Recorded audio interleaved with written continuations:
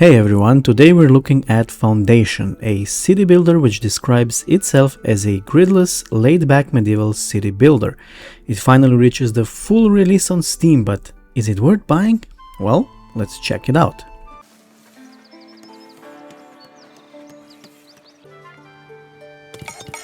Before I forget, please like and subscribe so we can get to 1,000 subscribers.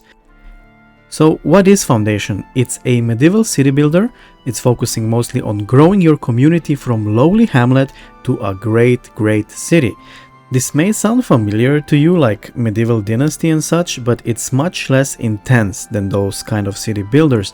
You can play at your own pace and, if needed, tailor the difficulty settings of every aspect to your needs.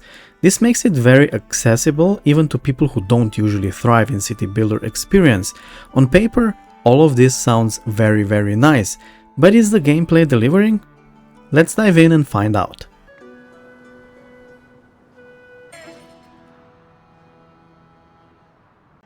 Right off the bat, you can see this isn't your standard city builder, even though it may seem so from looking at the footage. There's no grid, so you're free to build wherever your heart desires. And although there's your classic assign workers to buildings, here is a slight catch. Your workers level up and they become better at their job, so if you reassign them to something else, they'll start at the bottom again and they'll have to level up while working. This is a nice little addition, although if you want to reassign, you should, as the long-term consequences aren't catastrophic. Another difference is how water works. You plop down a well and that's it. A lot of city builders have this tiny area which the well supplies. Here that's much more streamlined.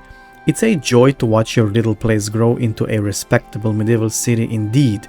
And honestly, it doesn't require you to micromanage every single aspect of it, which is good because you can focus on growth more rather than on ensuring one of your villagers isn't stinking it up for everyone else.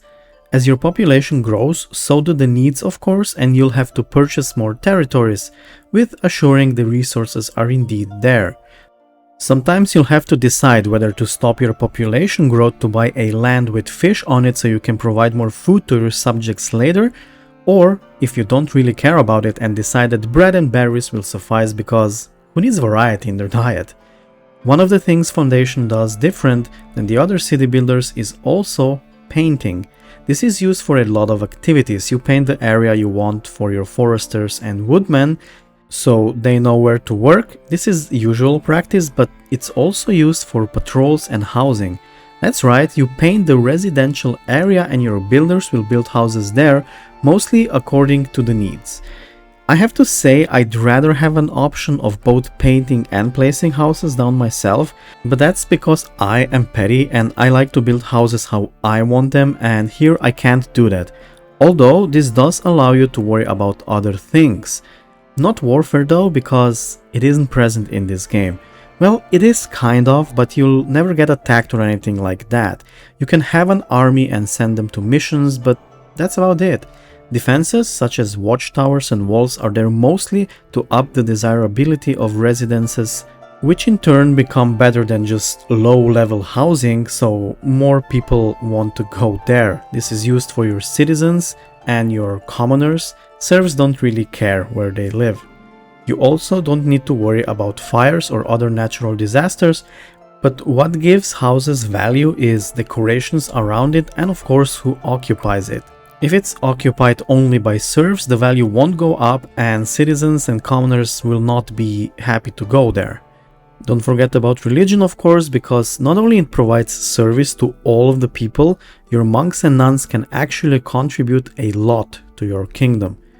Not in taxes, but they can sell herbs and valuable manuscripts, so they kind of pay for themselves.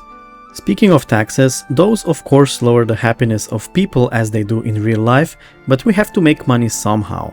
You build a tax office and send out tax collectors to do your bidding. It's as easy as that.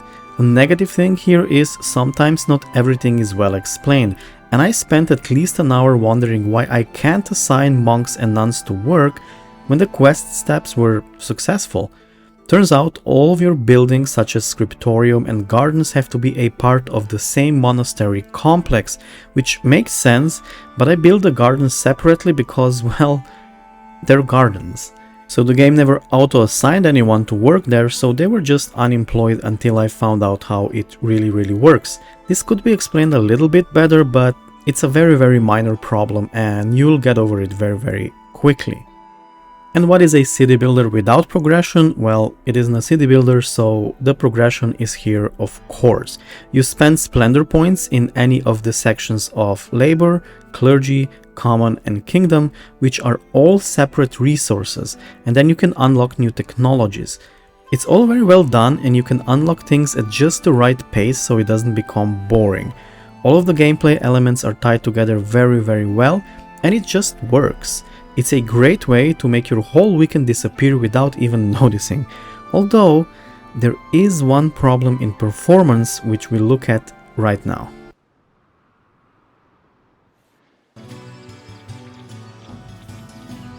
Let's start with graphics. They are very nice. That's all there's to it. You've got your villagers which use the same models, so you get one for male and one for female. And they are very cute little buggers, which run around and do their jobs, just like little ants. You can check on them anytime you want, of course, to see if they pull their weight. Buildings are really nice, and I do like that you can differentiate between them with ease, so you'll always know which one is which. That it's very important in those kind of games because you can get lost easily if they look too similar. All in all, there's absolutely no complaints about the graphics and the game is very pleasant to look at. Performance though, there's a little bit problem, at least as of now. Not in the way you think. The game for the most part runs great. There's no frame drops, no lag or anything like it. But there's crashes. I got about 3 to 4 crashes on average per day when I was playing.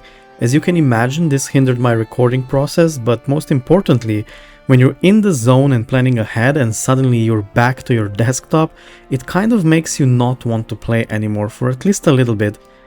Luckily, the impact of the crashes is really low, even if you forget to save, because autosaves are plenty and you might lose just about 5 minutes of your progress, at least if you play on 3x speed when you're building stuff.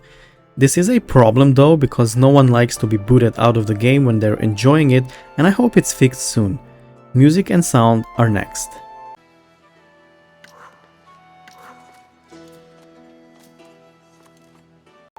Music is very relaxing, as it should be for this kind of game, and it does the job of keeping the atmosphere of the game cozy and laid back, as the game promises it.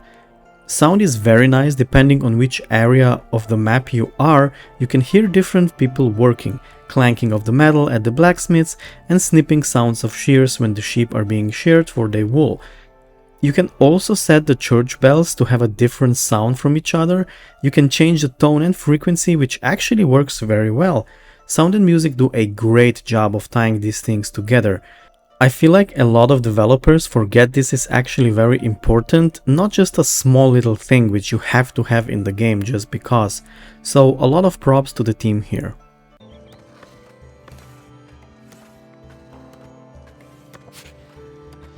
Is the game worth buying? Well, yes, this one I can recommend without feeling any guilt. Although crashes are there, I have a feeling you won't binge the game as I did, and if you get the crash, the saves are there, so you don't lose a lot of progress.